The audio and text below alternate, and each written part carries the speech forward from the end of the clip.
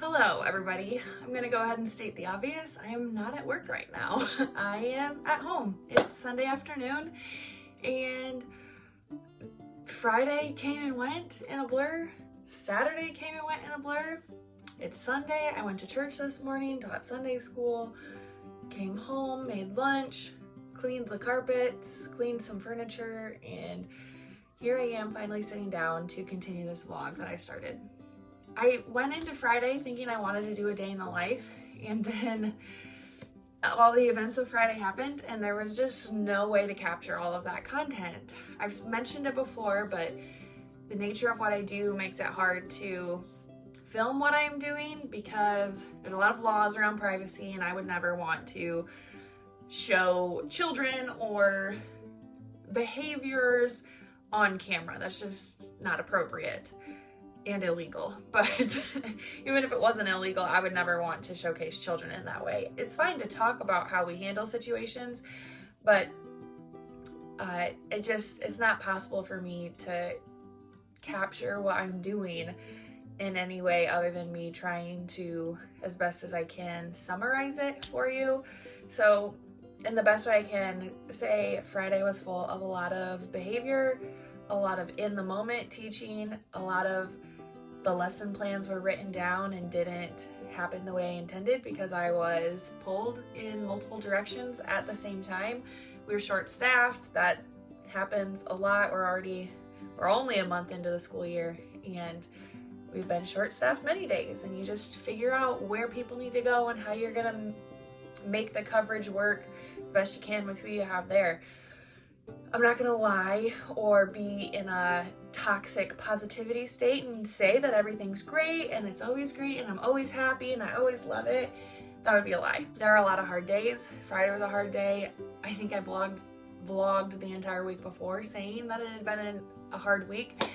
I'm just gonna say it for what it is. It's been a hard year, a hard month so far, a hard 5 weeks of school, however long we're into it. I keep waiting for things to settle down and that hasn't happened yet, and that's just the reality of the situation. Now, you can be honest and be a problem solver at the same time. I don't have to sit and be in a bad mood and complain. That's not what I'm here to do, but I'm also not going to be on this toxic positivity rant of just trying to find the sunshine and rainbows all the time. That's not realistic either, and it's not healthy. And I spent a lot of my life pushing down actual feelings and pretending like I'm okay and pretending things are okay, and that's not healthy either. So there is this happy middle ground where you can be honest, say, wow, that was hard, that sucked, I'm tired, I'm exhausted, and at the same time think, okay, how are we gonna problem solve this and make things better for the future? All that to say, I guess that's kind of where my mindset is at this school year of, yeah, there's a lot of behaviors right now. There's a lot of things that we're trying to figure out and work through. And there are a lot of hard days, but I still love these kids.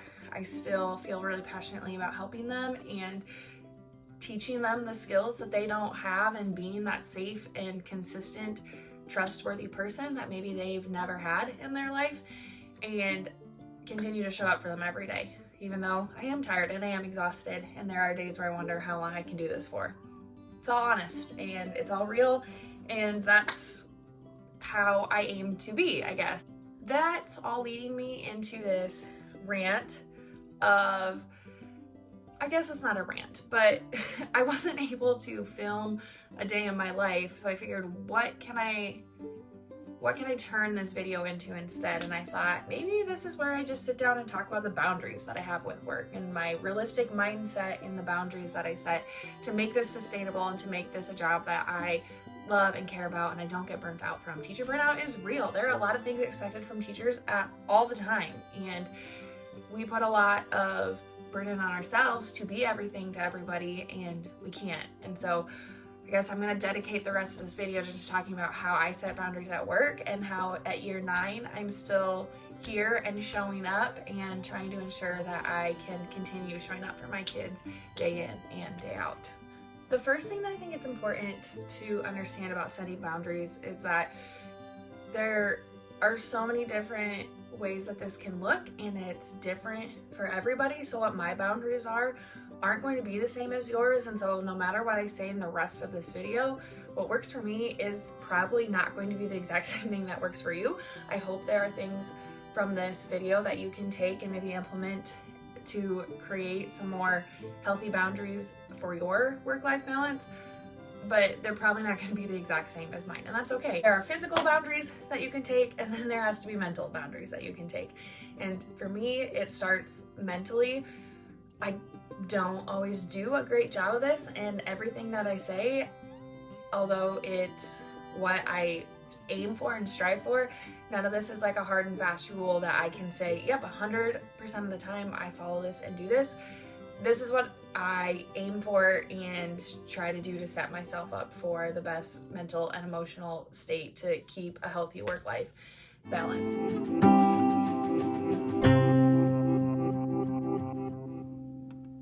The first thing that I do starts with my mentality around my job. While I love my job and I'm very passionate about my job, it's a job.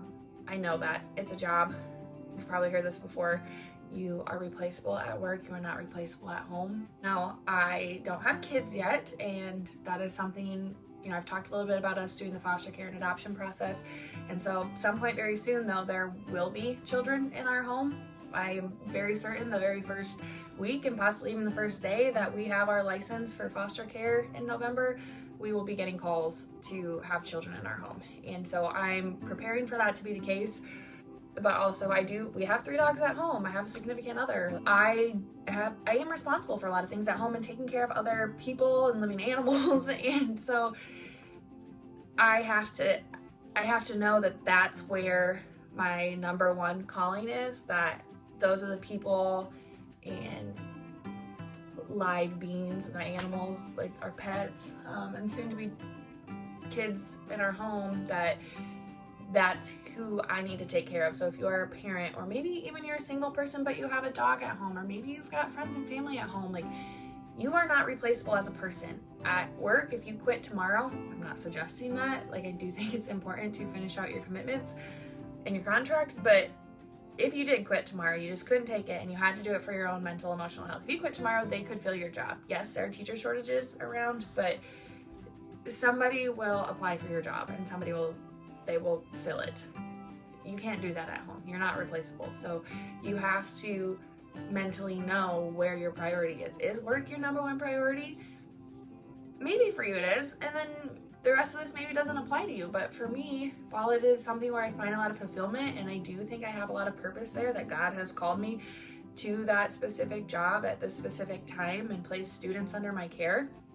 When I'm at work, and that's where I give 100%, and then I go home. And that's really, like, I need to have energy to go home in the mental capacity. So I have to treat things that way at work, that I have to be okay with certain things not getting done, or not getting done to the just most perfect degree. I can be so perfectionist tendency, but I have to be okay with leaving work at work and cutting it off at a point and saying, this is where my priority is, home, the people I'm taking care of at home, that's where my priority is, and mentally and emotionally make that shift and prioritize that. Now, that doesn't mean that I can always shut myself off mentally and emotionally, leave things at work. I bring stuff home emotionally home from work all the time, and that's probably the hardest part of this job, is knowing that I can't fix everything just like that, like I want to, and I bring it home and I think about it and I dwell on it.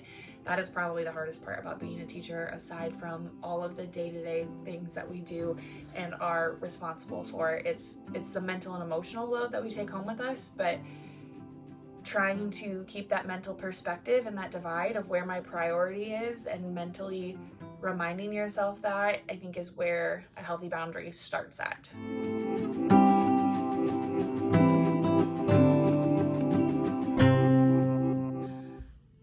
next piece of advice that I'm going to get of how I set boundaries, like I just mentioned, I give 100% while I'm at work, and then when work's over, I go home, and that's where my focus is. I don't bring work home with me. I just don't. I used to in my first year, my first few years. The one exception I will make is if I have an IEP that's due, legally those things have to get turned in, and if I can't find the time to get it done at work, then I will bring that home with me if I have to. But this is as one of the most hard and fast rules that I have is once I leave work, whenever I decide to cut it off, I don't bring it home. The first year, that looked like, I mean, I didn't really have that the first year. Probably the first like 3 years I didn't have that. But once I started that boundary, I stopped like bringing papers home to grade. I stopped bringing materials home to prep.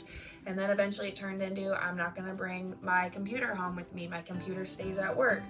And then it turned into, I'm taking the notifications off of my phone for my email, because once I'm at home, I'm not doing work. I'm at home. I'm not these things, but you might be a mother, a spouse, you have a significant other, you're taking care of children, you're taking care of your pets, you're taking care of your home, you're trying to have a social life, maybe you have a second job.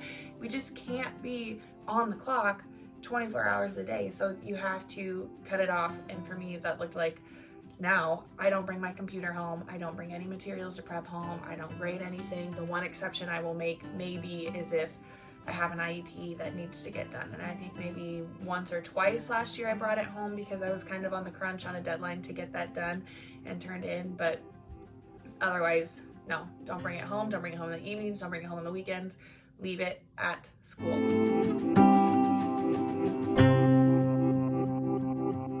To piggyback off of that, I mentioned it quickly, I take the email notifications off of my phone. Now, for me, that looks like just taking the notifications off so that I can go in and still check my email when I need to from my phone.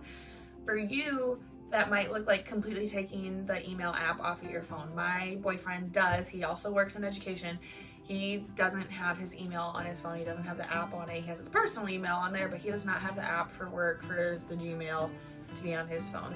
Just for him, that's his boundary. For me, I'm on the go and I might be responding to a crisis situation, and I might be just in and out of the classroom, and my own computer won't even be up the entire time during the day and I won't even look at it, but I do need to have access to my emails or send a quick message or send a chat quickly. And so I do have the app on my phone still, but there are no notifications that pop up. I have to physically go in and check it when I want to see it, and that has helped me a lot to not just constantly have that, again, just the boundary of when you're at home, you're at home, you're at school, and I don't have to be forced to look or think about work things if I don't want to. It's gonna stay put and not in my face.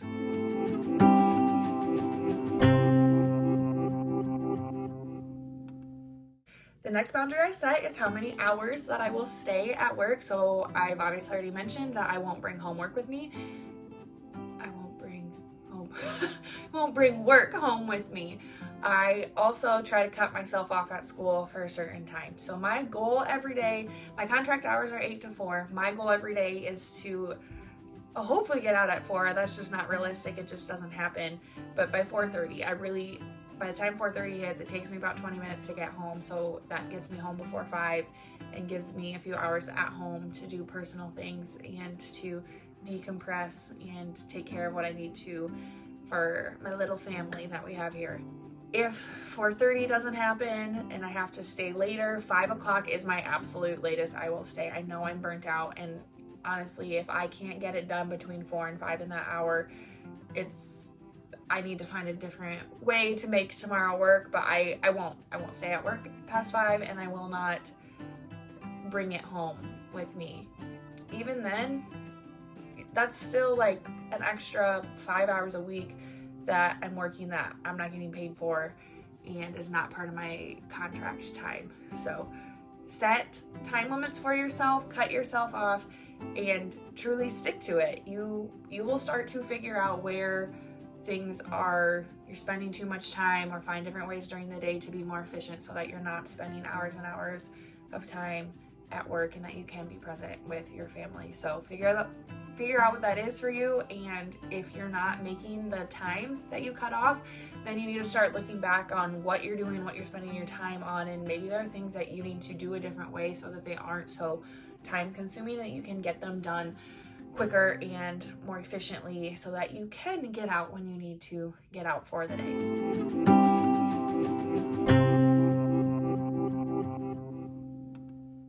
That last piece of advice was something that I've had to wrestle with and work really hard at. Like I said, if you're not able to get out by the time that you're setting for yourself, then it's time to start looking at what you're doing. And I had to do that for myself and look at things that I was prepping and thinking I had to be a certain way or had to be absolutely perfect and appealing to the eye.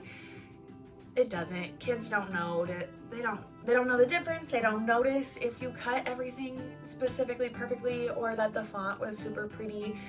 Yes, I love things to be beautiful and aesthetically pleasing, but not everything has to look ready to sell on TPT. It just doesn't. It has to be functional and it has to be useful, and if it's functional and it's useful and it's meeting its purpose, it doesn't need to look like something that you could go and sell to somebody else and be pretty for them. That's not realistic. We don't have time. We're not graphic designers. I know a lot of us love to do that, but that's not part of our job title, even though we may put that on ourselves and we want our rooms to look that way.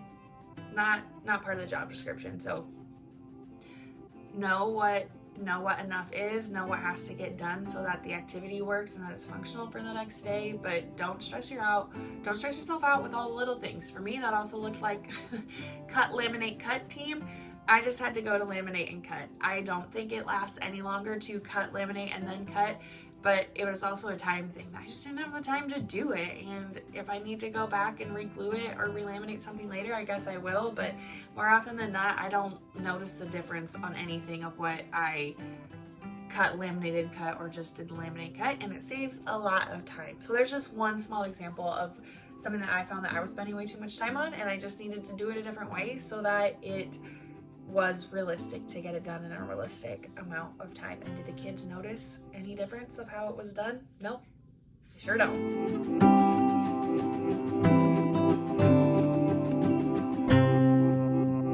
My next piece of advice is to have a mental list of what your bare bones has to be done tomorrow to function. If I left right now and came back tomorrow and walked in with the kids, I'm not suggesting that, by the way, but if that happened, what do I need to have ready and walk into tomorrow and be okay? For me, obviously it's gonna look different than you, but I do have a list of things that I have to get done, of the prioritize has to get done, and then would be nice to have done, kind of a wish list of things, and then a long-term list of things. So I really got it divided into between this has to happen, and that's the same thing every single day, and then this would be nice to have done for tomorrow or as soon as possible, and then a long-term, if I had 2 hours and nothing to do, these are some things that I would work on type of list. So for me, I need to have my lesson plans at least written out for the day and know what the plan is going to be. And the second part of that is that my physical space needs to be ready for that. So if there is stuff thrown all around the room, I will go around and pick it up and put it back where it needs to be.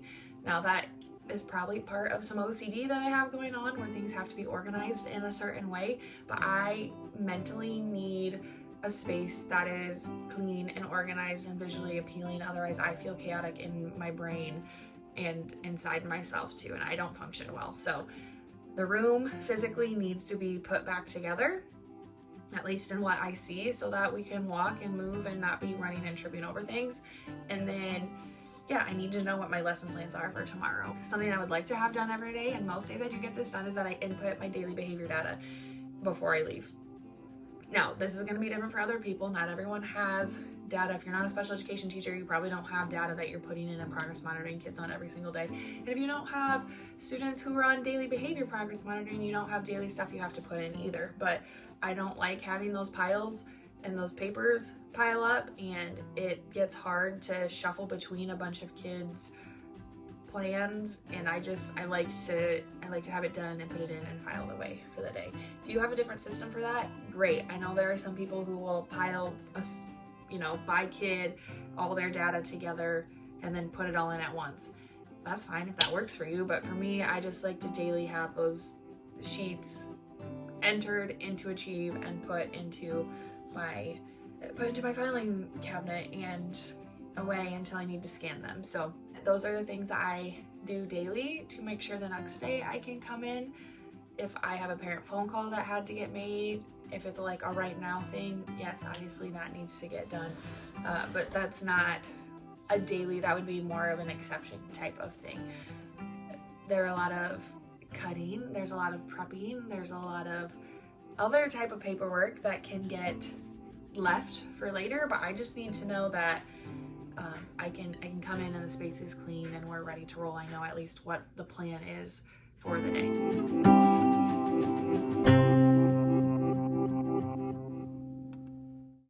Next tip is around lesson planning. Now, there are so many different ways that this looks, but the way I can summarize my advice on this best is to figure out systems and routines so that you're not creating this brand new, big, crazy lesson plan that requires a bunch of materials prepped every single day. Find routines that you can implement, and this is going to help your students too.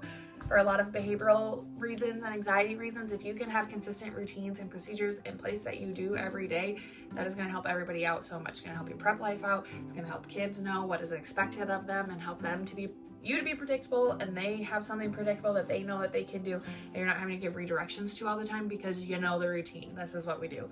So set up routines and procedures that are going to help you and the students know what to expect day in and day out.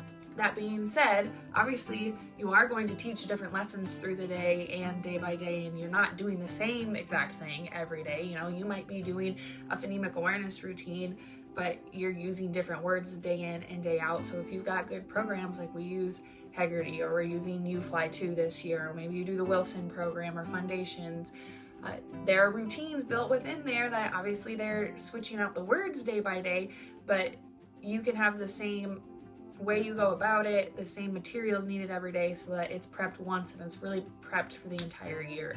Then I've got a magnet board with magnetic letters on it and a whiteboard with lines on it and whiteboard marker and eraser in there as like a little kit for my students when they come in to do a lesson, and that's prepped once and it's prepped for the entire year. We use it every day. I use different words for it every day, but it's prepped once and then it's ready. So as much as you can, find routines and procedures like that where it's not like, oh, I need to find this random material. I mean, sure, sometimes that happens where you're doing something fun and exciting, but as much as you can, try to find routines and procedures that are the same day in and day out, and it's gonna help your prep go a lot smoother. Another example of that, prep as much as you can in bulk ahead of time, whether it's making copies of things or if it's like trying to get all the materials gathered and ready.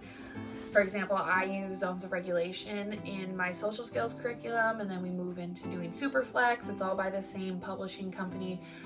I will make all of the copies for all of my students for zones all at once. Does that mean we're all in the same lesson every day? No. Does that mean every student progresses through it the same way? No, not at all. But I will prep it all once so it's all ready so that I can pull from it and know like, okay, now I'm ready to like move on to this lesson with this student, or we're going to divert from it because there's this skill that we need to work on and I'm going to implement some other lessons and insert that here. But for the general scope and sequence, I can print and prep and have those materials ready way ahead of time. So bulk prep as much as you can. That doesn't mean that day to day you know you're going to be on this lesson on this day. It just goes day by day because I don't know what we're going to get through, but I at least have things ready so that I can pull from it and know like, okay, we're ready to move on, or oh, we didn't get to that, so it'll be ready for when we do get to it.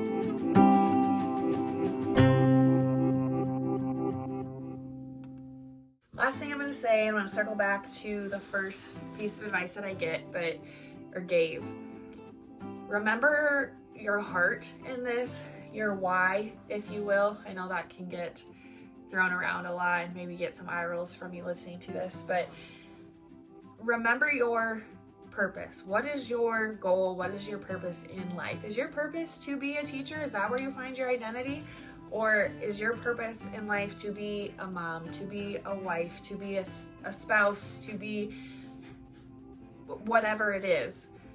For me, and turns into more of a faith-based conversation, I guess, but I find it's hard for teachers to separate our identity from being a teacher versus who we are outside of that. And then a lot of people struggle leaving teaching because they've made so much of their identity as a teacher. And if you're not a teacher, what are you? And I asked myself that too, like, well, if I wasn't going to be a teacher, what would I be? I don't know, because I've spent so much of my time and my identity around being a teacher, and it's hard to separate the two. But my faith tells me that I am a child of God. I am a loved child of God whose purpose here is to love God and love people, and that's my purpose. So when I walk into work, I'm going to love God and love people and show them his love while I'm there. And then when I go home, I'm going to do that to everyone I encounter in my life outside of work. But work isn't my only purpose, and it's not my sole purpose. My purpose is to love people and love everyone that I encounter. And so while I'm at work, I do that.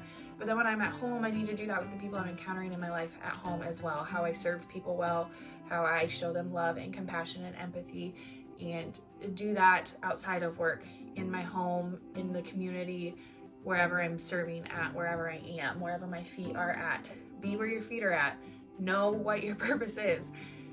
It's hard and it's not easy, but ultimately I know that, like, my job won't last forever. My time on earth won't last forever. There's ultimately a bigger purpose behind all of this, and I have to remind myself that a lot, that this isn't the end all be all. This job, today's stresses and today's problems, they're not tomorrow's problems. In a year from now, I'm probably not going to still be thinking about these exact things. Like, just trying to put it into perspective what each day amounts to in the grander scheme of things. And for me, that really helps me to take a deep breath, to let some things go, and to know it's not as serious as I'm making it. Sure, yes, there are some really serious situations. I'm not trying to downplay what we do. Like, we do a really important job, and there are a lot of serious, delicate situations that we handle every day. But in the grander scheme of things, knowing your own purpose for your life, and whether it's similar to mine or something completely different, I think that's how you have to ground yourself, though, and know what your purpose is, and remind yourself of that, and not get too caught up in all of the little things, because there are a lot of things thrown at us constantly, and it's easy to get so overwhelmed and wrapped up in it and thinking, I need to be here and here and here and do this and this and this, and it's just not realistic. So you got to prioritize what that is, and then remind yourself, what's my purpose, and orient yourself back there. Everything I do with the intent to love others and show that love and compassion to them, and that helps guide the decisions that I make through the day, and that helps guide the priority list of what needs to get done and what maybe I don't need to stress myself out over and spend as much time on. So that's the end of my little rant. If you made it to this far in the video, please tell me what you do for setting boundaries for yourself. I'm sure you have a lot of great ideas and things that you do that I haven't thought of, and maybe they are something I need to think of and implementing into my life as well. So please share with me, how do you set boundaries for yourself at work? How do you set boundaries in your life? What is your purpose when you come to work, and what is it that you orient yourself around to help keep yourself in a frame of mind that makes this a sustainable job for all of us? I love you all. I'm thankful that you are here, and I hope you found this video helpful and insightful in some way. I hope you subscribe and follow along for any future uploads that I have, and be a part of this small little community that we are all creating here together. But overall, thank you for watching. Thank you for making this part of this video, and I hope to see you in the next one. Bye.